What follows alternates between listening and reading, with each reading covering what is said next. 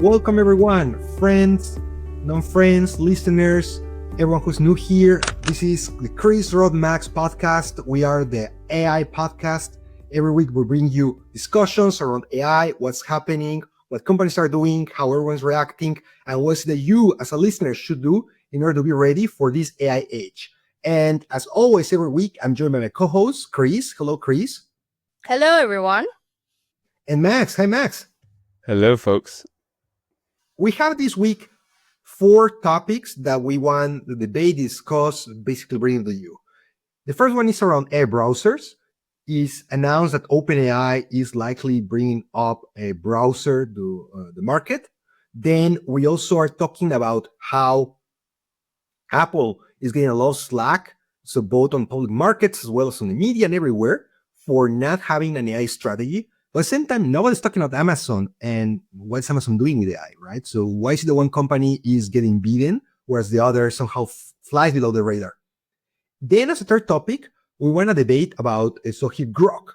So Grok, the ChatGPT-like chatbot from Elon Musk, that all the time is on the headlines. This week, there was something about the hentai characters. Last week, it was about some Mecha Hitler. Then it turned out that it's really well in the rankings and so on.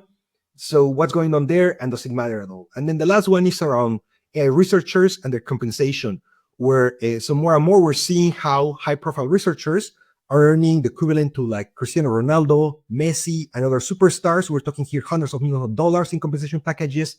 Is that ridiculous? Is that justified? What does that mean? With that said, let us delve in our first topic. So here, Max, here, Chris, the AI browsers, where we've been seeing reports, and I think not super recent, already for a while, so where OpenAI wants to launch their own browser. And it's not only OpenAI, also Perplexity has been shared that they want to release something. And pretty much every company, they say they need to have a way to surf the web. And for those who think, why do we need a browser? So now the market seems saturated, right? So we have Safari, we have Chrome, we have Firefox, we have Opera. There are tons of them. Is there a need for an AI browser? And maybe for the consumer market, who knows? But definitely from here, the AI company market, it makes sense, because just imagine having a program installed in your computer that basically is gathering all the data that you're browsing, right? So just what it means for its companies.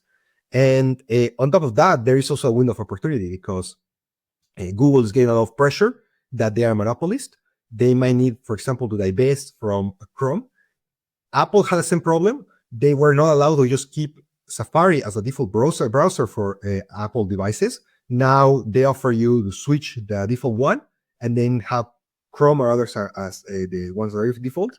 And therefore, it means that in this AI age, this defines not only for these companies how they can become front and center for users, but also for users themselves. It is how we can browse the internet. Chris, your thoughts?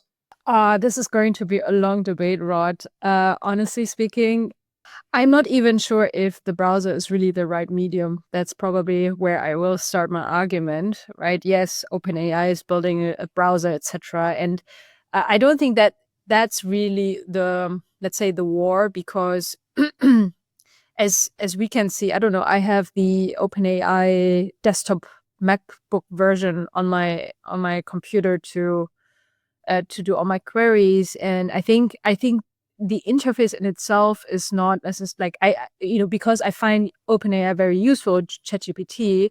I find my way to do that. But I think the underlying argument I want to bring up is the fact that the question to me is more, is laptop versus mobile phone the right medium?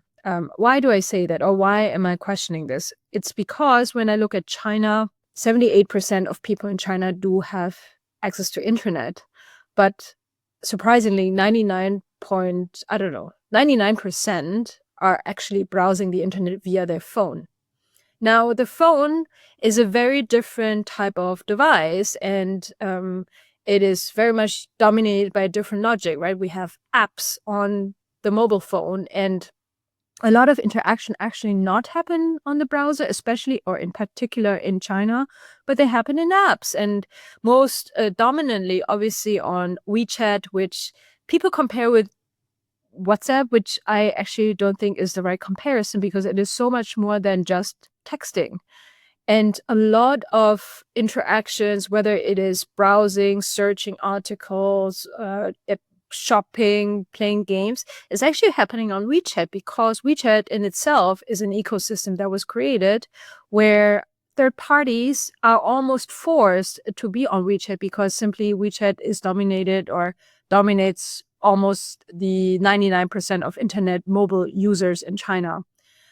Why am I saying that? I wonder if that is more the underlying trend whereby there are logics around, apps where I think Amazon, for example, is one where people start a product search when they look for stuff that already are getting into the field of Google search, as well as like uh, internet browsing, I would say. So what I'm saying is maybe we do see a democratization of use cases whereby use cases are not bundled in a form such as a browser, but rather people have purpose-driven apps for their use cases.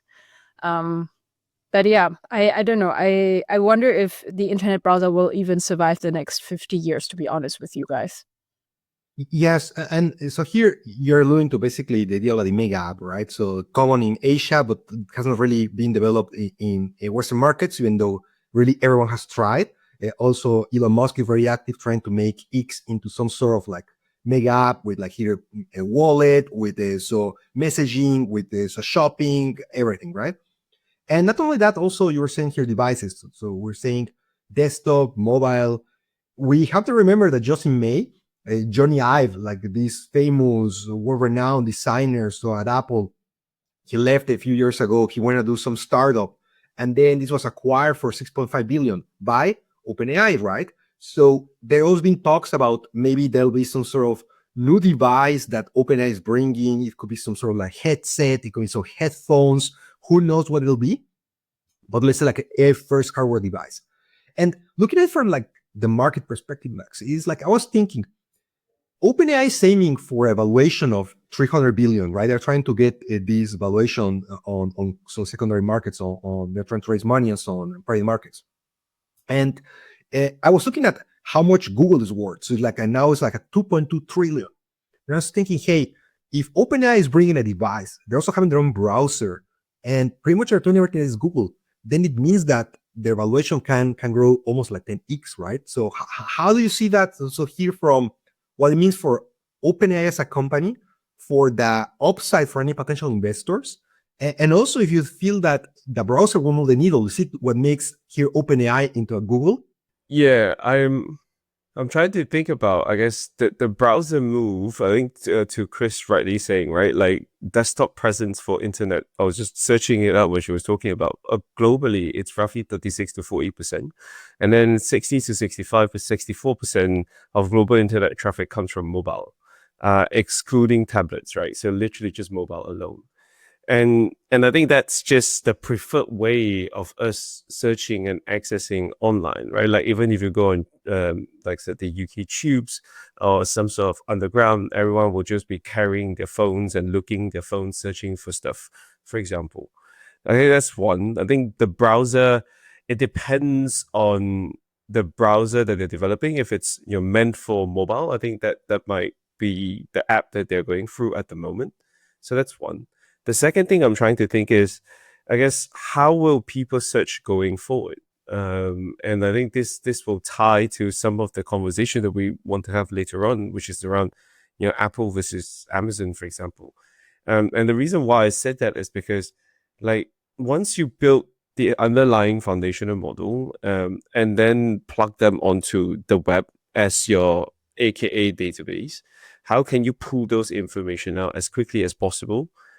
It's probably the question, right? Like, how would people search for things? Why would people care about something? I give you an example.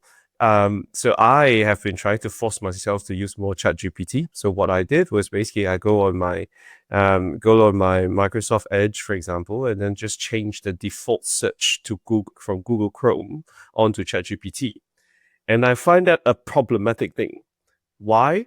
Because when I type anything, it goes straight to ChatGPT. ChatGPT will take 1, 2, 3, 4, sometimes 5 minutes to return me something. Whereas if I type it on Google, it's almost instant. It does not matter what I type. It does not matter if it's even right. But I do know it's instant. So I find it quite interesting. And I find myself now doing a 2-speed search. There are things that I need a little bit deeper understanding. Then I will ask ChatGPT in a relatively long form. If I want something really quick, I literally type google.com and then space it so it becomes Google search and then type something. And I find that behavior of mine really odd. I'm trying to force myself to do more with ChatGPT, but at the same time, it's not quite there yet. If by search and browser, you mean making everyone to just go ChatGPT, but then still surfacing the response slow like now, I find it, there's going to be some sort of bifurcation, which means it buys time for Google to do everything that they need to do to come up with searches. I don't know what you guys think, but that's just an anecdotal thing that I've been thinking about, turning into a browser. I love it. And I want to piggyback on what you just said. I think at the end of the day, it really comes down to what are our use cases on the internet, right? I actually did the same thing, Max. I was like putting it, changing it to ChatGPT, and I hated it. Like I immediately changed it back. And if I think about it, there are only those many use cases, right? Like either I'm exploring it, I don't know what I'm looking for, so I just like start the search there. But if I know really well what I'm looking for, like it's a product, whatever, most likely will go to Amazon.com. Or if I try to find something like a restaurant, I would go straight to Google Maps. And in fact, I actually believe that Google Maps could be this type of platform, because I do believe that Google has quite a bit of data already gathered, like all the satellite data, all the Google Street View data, right? And that is definitely a mode. Like try to like map the entire freaking planet. It's just gonna take you ages. And I don't think, well, unless OpenAI finds a way to like, I don't know, steal the data. Yeah, exactly, or something. Like it's I do believe, and I've thought about it quite a bit. Also in my travel and tech days, but I believe Google Maps as a platform is still completely undervalued and underrated. And believe that Google could have done so much more, or maybe they will now, because they have so much really good data there. And right now, people just use it as a navigation type of tool, or most likely as a navigation or exploration tool. So I believe that that's something. But then maybe also to your point, Rod, earlier, right? Searching. I think, again, I don't think OpenAI and this whole browser thing, that's just an intermediate step. But they have the potential to really disrupt the space, right? They can actually build a Siri that never worked in the past. Voice is so powerful. At the end of the day, maybe I don't have the stats in front of me, but of course, in Asia, in China, like everyone's doing voice messaging. And I do see the adoption happening here also in the Western world. And I could also imagine where it's not a browser and we have to type. Like it sounds so archaic. Why can we not just use natural language to search for things? And I do know that there's a subset of users on ChatGPT that only solely use their voice to start talking to ChatGPT about anything.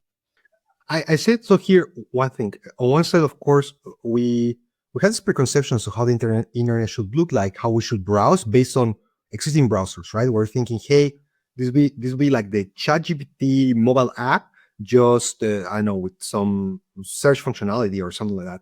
And rather, what I see is that the fact that this is installed locally and that we are using it as, let's say, like normies, right? So like then I'm seeing how many automation cases there can be possible. So in that, if you have an OpenAI application installed locally, and then you're using it for browsing the internet, then you get by default some sort of assistant. So it's not only, let's say, like summarizing results, something that, so here Max alluded that is like slow and he doesn't like it can take too long. But just imagine that it lets you, for example, have all these agentic use cases in that you go and then so are looking for like a, I don't know, like a flight ticket. So you're saying, okay, I'm flying to Munich or something. And then so the browser is looking at that, and then in parallel, it's also looking so for options. And then it shows you, hey, look, I was in parallel to you, checking out your schedules, checking out so your flights and so on. I came out with here the best option for you, which is this airline, this time, and so on. Do you want that I book it for you? And then you click it and it's booked. So I can see this type of like automation cases that are making use of your data and the fact that you have all this agentic functionality behind. So for example, another tool that OpenAI has for like coders is called Codex. And here it lets you basically like create almost like full applications. You just create very broadly and it goes in the background and then those things, you can just let's like leave it and then come back and then it's done. And I see more and more of those use cases for just general users, general consumption, where, for example, you're also saying, hey, I, for example, want to buy something like I want to buy a new shirt. I mean, you make some pictures of your shirts, and instead of you like browsing through like here websites, make your own a mood board on Pinterest and so on, just leave. So here, the ChatGPT browser, do the search. 3 minutes later, you'll come with all these shirts and so on. It will tell you, see like the shirt that you should order. Should I do it for you and so on? And then you click it, and then it's done. No more checkout, no more putting your details. So I see here a few things. One is, of course, this is like a crowded market. So you're saying mobile devices, it will be a challenge. We're also saying, hey, this is like slow. But I also think we are here maybe like limited by how is it that we're used to browse the internet. Maybe like with some of this very 90s mindset of how it's like a website has to load, you click around and so on. And I'm forgetting how the future might look like. So here's something to think about. And also from the user perspective. So like now ChatGPT has like 400 million users. Chrome has like 3.5 billion. So it's again like this 10x potential. So in not only valuation, but in user base and so on. So I see that you're more on the skeptical side. I do think that if they get it right, then definitely OpenAI is supposed to be the next Google. So I think I agree on the one step ahead. So if I were to think about why can't Google do that? Google just acquire Windsurf's or the CEO and the team, right? Which is technically trying to build agentic stuff for code. They could probably think about the same thing, and they have enough players or enough users to try that out if that behavior start to come up. So it's a little bit like I'm trying to think what the end users' behaviors are like. People are searching on mobile more. People are using voice more. Maybe in a public space, you probably won't use voice. But if you're at home, the natural searches and try to look for something, and even asking the agent to do something using voice is more natural.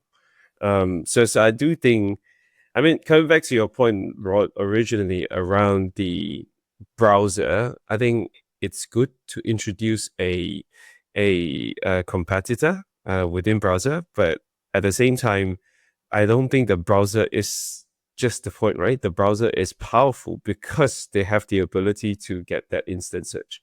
Until I guess OpenAI does that, I just felt that the value prop is going to be a little bit different. And that's a great segue in our next segment, because then it's the same question. So we want to talk about Apple and why Apple is facing strong criticism from the markets and from everyone on their strategy. And it's as you're saying, Max. So you're saying, so here Google, they have here top researchers, they have also here the capital, they have the user base and so on. And somehow they're not OpenAI. They're not doing what OpenAI is doing. And Google has been quite a laggard in this AI race, although the original research for all this AI is a boom came out of Google so in the first place. And then what about Apple? So here you could say same thing. Siri was my first smart assistant, right? So I remember when Siri came out, people were saying, wow, it's like impressive and so on. And then today Siri is something of a joke, right? So people really use it, and people already know it's sort of like clunky, basically lame, and they don't like it. And then we see how, for example, this year already, they lost 14% of their valuation. just because, well, there are a few factors here. Of course, there's so here trade tariffs and so on. They're like very manufacturing heavy. But then another criticism is on the AI side. And more, all these analysts and bankers and so on are pushing and saying, hey, Apple should buy Perplexity, which is this AI first search engine. They're saying, hey, even if they pay 30 billion for Perplexity, that's basically like peanuts, and we'll put Apple on the pole position. And I want to contrast this here with Amazon, where Amazon, I was looking at the chart, so here, how their stock is trading, and they're like 6% plus, so year to date. So we see here, Apple is getting beaten, Amazon is doing well, but then what is Amazon doing with AI? I mean, I do not see that they are, like, say, like having cool technology. Alexa is a huge problem, similar as Siri. Huge user base, is basically sort of like useless beyond just playing music for you and nothing more. Any thoughts? So, Chris, what do you think? Is it really justified that Apple is getting this criticism, or they deserve it? I actually believe that we might just have we come from different vantage points, right? Because I think Apple has always been this very inspirational, very forward driven, very innovative company. At least that's also how they branded themselves, right? And also with Steve Jobs, I think that was mainly, I mean, they've only been creating category smashing new devices, right? I mean, the iPad didn't, I mean, I don't know. I remember when the iPad came out, nobody knew exactly how to use it or when to use it or for what use case to use it, because actually you have your laptop and then you have your phone. Do you really need this like intermediate type of screen? And now look at us. I mean, I believe we've all found our use cases with an iPad, right? And you see people becoming very creative. I think iPads are used in school and education, etc. So I think Apple has always been known for these type of new categories that they create. And I think Amazon's e-commerce model is basically bread and butter. And yes, they diversify and they go into AWS and cloud and whatnot. And they've not necessarily been seen as some very innovative company, or at least they failed. I remember there was a Fire phone. Remember those days? I mean, that didn't go very well. And I do believe, I don't know the stats top of my head, but I do believe that the core business is still the e-commerce part, right? So I think from that vantage point, that's why maybe people feel so critical about Apple. And I also think that maybe in the past, Apple has really set high expectations with the new iPhone that has all these like AI features to come, and it didn't come, right? So I do believe that people are mad about that, or like disappointed at the very least. And yeah, I think that to me seems to be the root cause of some of the dynamics we see. Yes. So, I mean, I see your point where you're saying, hey, the problem with Apple is that the expectations are sky high. So we're used to them presenting new category defining products. They should have some sort of like a first, I don't know, headset, a first headphones, a first whatever it is. And they do not have that. However, they had their Apple Vision, their headset, which seems to have failed, or at least failed, or become super niche. Like they invested so much and it was this huge thing. I never seen one in the wild. And also it seems that they're scaling that down somehow. Maybe that'll make a comeback. But it does sound a little bit like, yeah, so if we stay in this argument that they do not have a defining category headsets, or not headset, but device for the AI age, that's their problem. But at the same time, I don't know, do we need like a new device? We could like get into the discussion. But before that, so here, Max, so you see this both as a user, you see this both as an investor, and you also are an Apple user as well as like an Amazon one. Do you feel it's deserved that Apple is being criticized so much and is being impacted from this perception, whereas a company such as Amazon, they are doing perfectly fine? Yeah, I think if you just look at the revenue share between Apple and Amazon, like just how they make money. I think traditionally, obviously, we know Apple as the devices company, which they sell devices every single year. They have to come up with something new and being able to sell it. And I guess there are like some stats, right? Like most people who own Apple product, they don't just own one. They own, I think the average consumer owns at 1.7 products of Apple, which means if you buy into the ecosystem.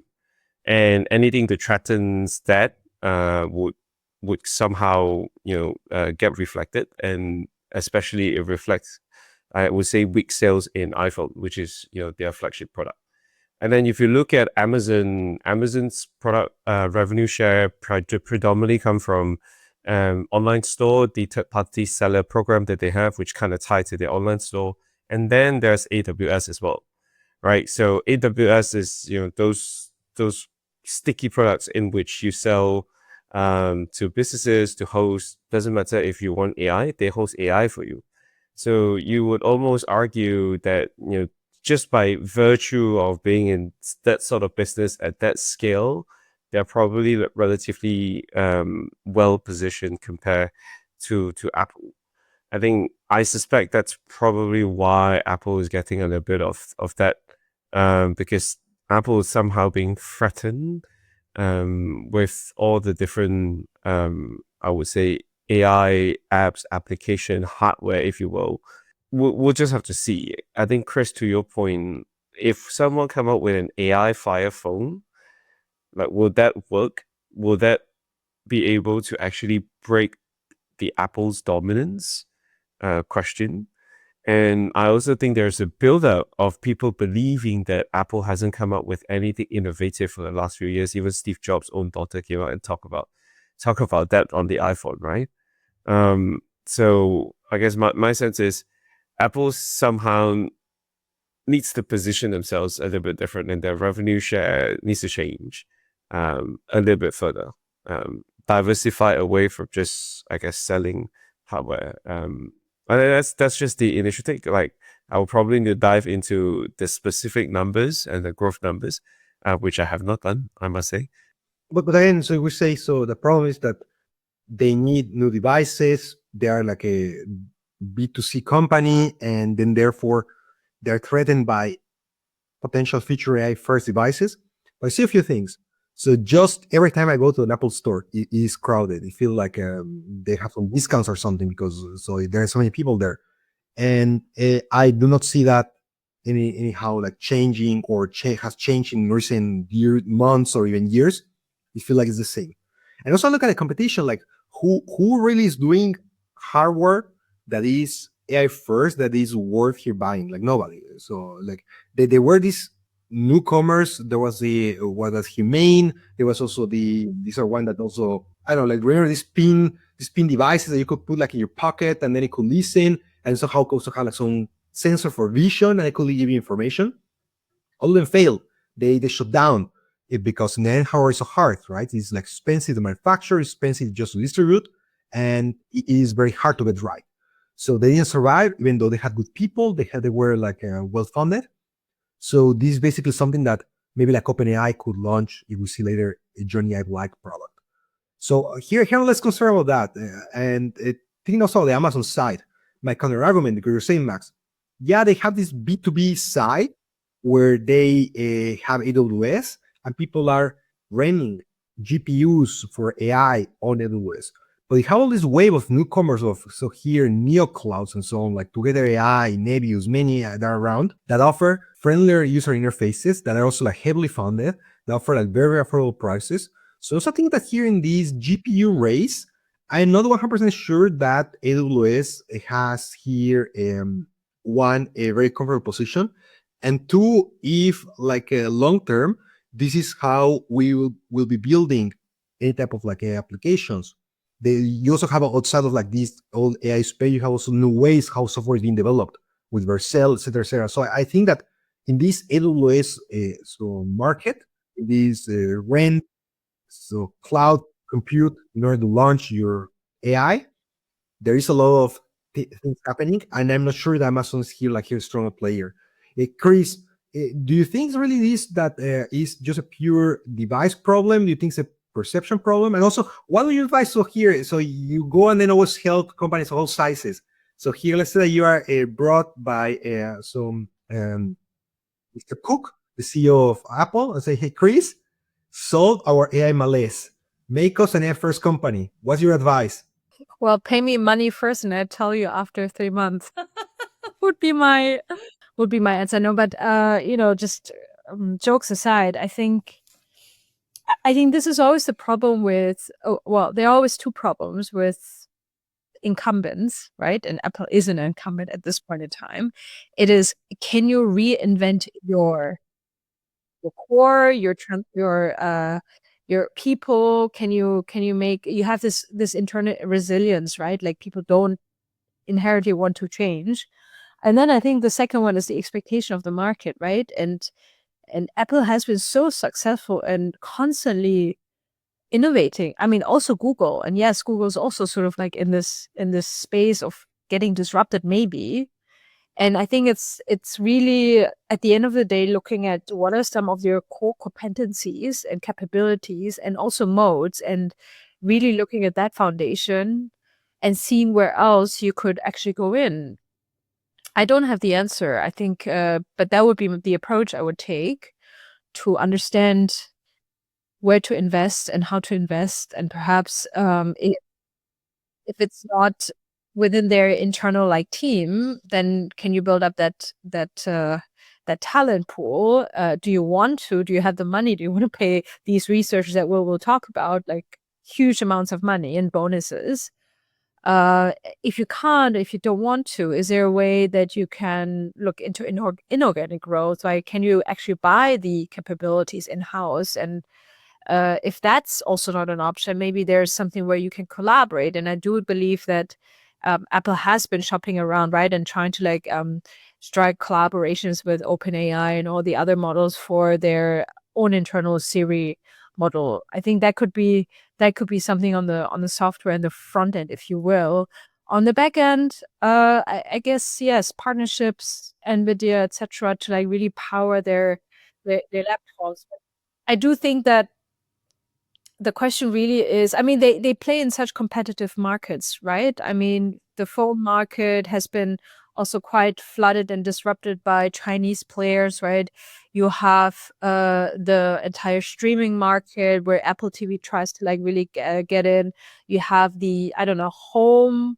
I don't even know how you call Alexa and the series itself, sort of in that market, HomeKit or whatever they call it, right? So I think you have Apple watches now, right? That competes in a certain market. So they are very much in a lot of different categories. And the question is does it make sense to focus on a couple of them? Does it make sense to look into other categories? So I think those are some strategic questions I would be looking into, but I don't know the answer. I think it really needs a bit of analysis and time. And maybe we should put it into AI and ask, why don't I do it in the meantime? And then while you're doing that, right, I'm just looking at the overview around the detailed breakdown of revenue, right? iPhone itself is about 51% of total revenue in 2024. And then services is 24%, and the other 24% is other hardware, Mac, iPad, wearables, Apple Watch, you name it. And that, I guess that's where I would feel a little bit threatened, right? Like, your iPhone, you rely on it to do sales every year. Yes, people are still in there to buy that, but what will happen when people come out with either better devices or more useful stuff on top of iPhone or just away from iPhone? For example, if your first best voice search is going to happen on Android phones, what will happen then? It's just a question, right? Like, as an end user or even as an investor, you want to watch what are people using, how are people using those products. That's just one. And then compared to Amazon has online store, third-party seller services, AWS, advertising, subscription, and physical stores. And then they have other revenues. So if you just compare that, you could argue your iPhone and wearables are almost the same, right? Like, people would buy. Whereas Amazon, you would say online store and third-party seller services are the same, but it's different from AWS. It's somehow different from advertising, also different from subscription. So just the revenue mix itself makes it slightly more resilient.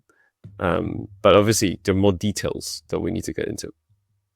Yeah, and I think you're illustrating a really important point, right? So their core cash cow is really the iPhone, and it's true. And they've been going for 16 generations, which is already very impressive. I mean, I remember the first day, the first iPhone came out 2007. I got my first iPhone in 2010. That was like I don't know, like a metal, like actually the design I really liked. It was much lighter than what we have now, but I think from that regard, we do have to give kudos to Apple, right? I mean, they've been able to like sustain that, and they've been really successful in creating this ecosystem around it. Like, it's really hard for an iPhone user to switch to an Android ecosystem. It's because you're logged in and you have all your stuff on Apple. Probably have your like iCloud. You use your media, library, and you don't want to like export it over or whatnot. So my point being, I do think that they've done quite a good job, and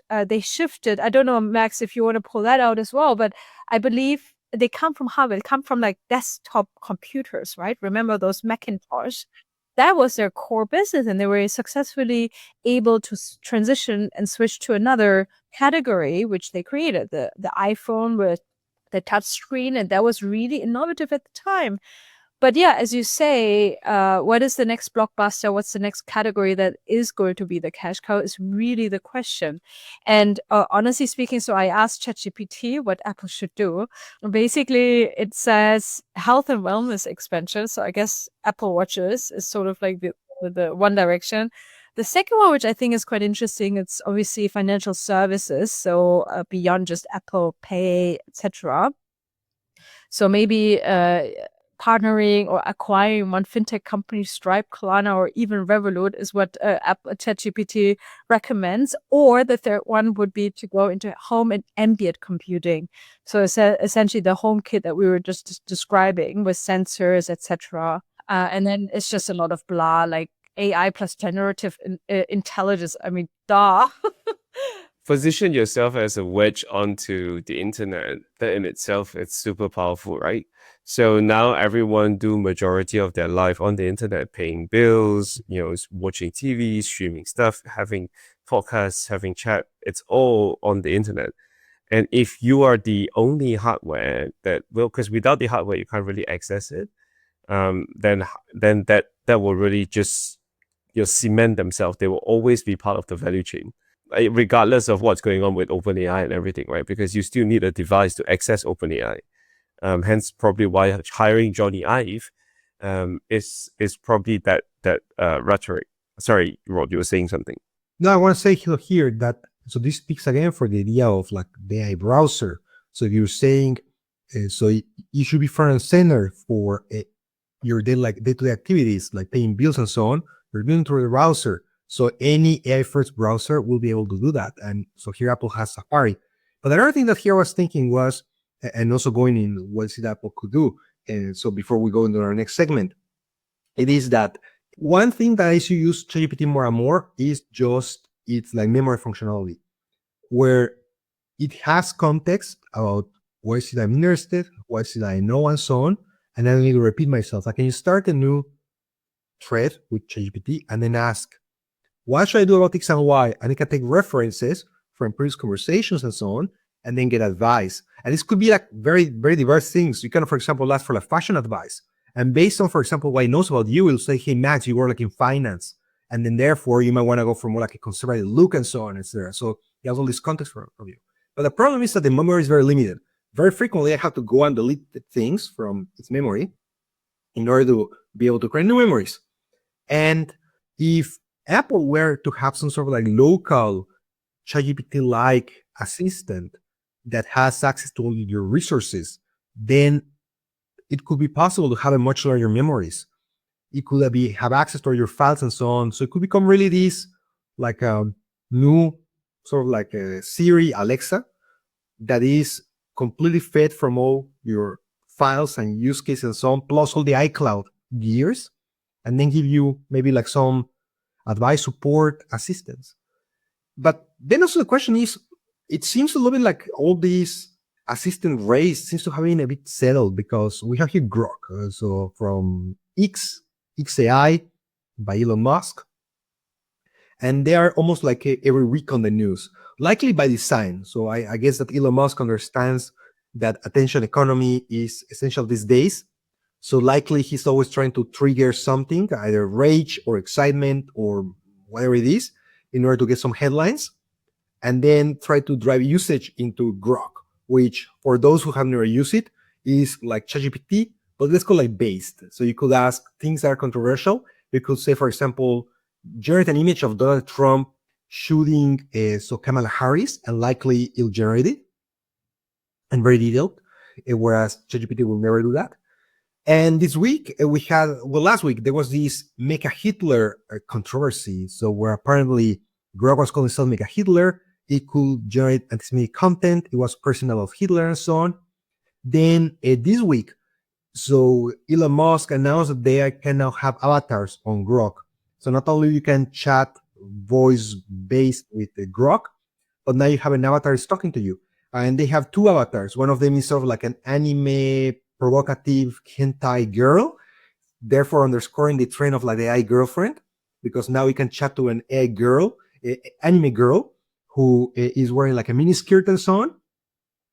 And then you also have this month came out that so the Grok 4 model is the world's smartest AI. So scoring perfect results for the SAT, this graduate undergraduate admission test in the US.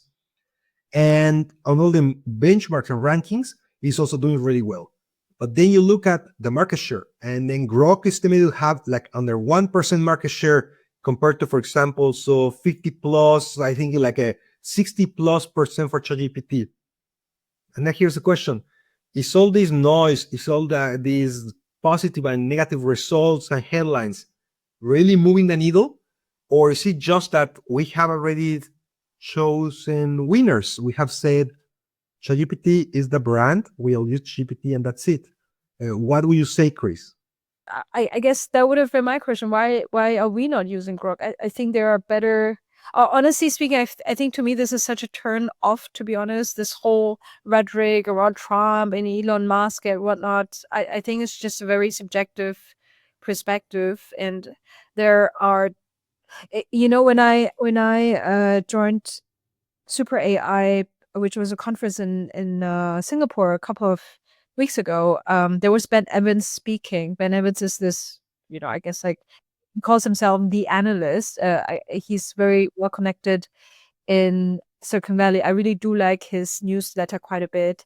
And he was on stage and he had one insight which I found very telling. And he said, well, there's so many LLM models. It's basically all commodities, right? Like, I mean, yes, one is incrementally better than another one. And I guess some researchers really do care about these metrics, but the normal person doesn't. But there's only this one LLM model that actually has brand awareness, and that is ChatGPT, right? And that's as simple as that. And if you're just a normal person that isn't really into AI like we are, you probably just come across ChatGPT, maybe Copilot with Microsoft, just because work has it, right? But that's about it. Nobody uses anything else, and so there's that. And I guess like from a brand perspective, Grok and X, it just feels like the Kardashians. It's like reality TV show, right? And the breakup between Trump and Elon Musk and all of that. And it's just like, I don't know. That's my personal subjective reason why I don't use it. And I'm also not on X, really. Just a lot of rhetoric. Just a couple of points, I think, based on what we talk about. So, for example, I remember when Warren Buffett invested into Apple, one of his biggest rationale is it's phonetic, right? It's like a brand. People want to be associated with Apple because of all the innovative stuff, because we were talking about Apple. I think ChatGPT is getting its moment like that, number one. Number two, when there were a lot of searches before Google, but Google was the only thing that stuck around, and they became, there was, I think back then they were saying like the moment you become a verb, then you kind of made it, you kind of created a brand. we don't say we go grok something, we go say let's go chat GPT it. So that kind of just reflects the brand rationale. I think as for Grok, I think a couple of things. What are we measuring here? I guess the question becomes, are the current measure on all the technical stuff really super useful? It's a question. Maybe technically it's super useful, but does it actually reflect to how a person would use it, how useful it is? So with Grok, spewing all this different thing, I think in itself it's not super useful because you're not become sensitive to culture, for example, which then kind of just drive away some of the users. In my sense, it's just being pragmatic, right?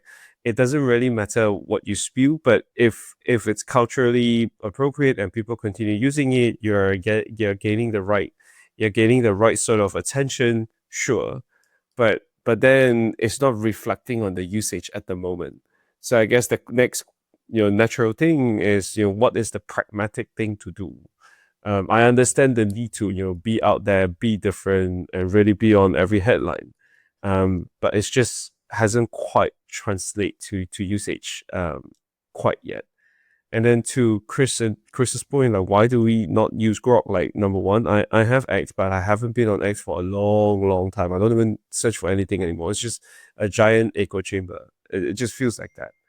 Number two, it's just around I guess the ability to I guess navigate around all these different AI models really comes down to what sort of app / interface one has.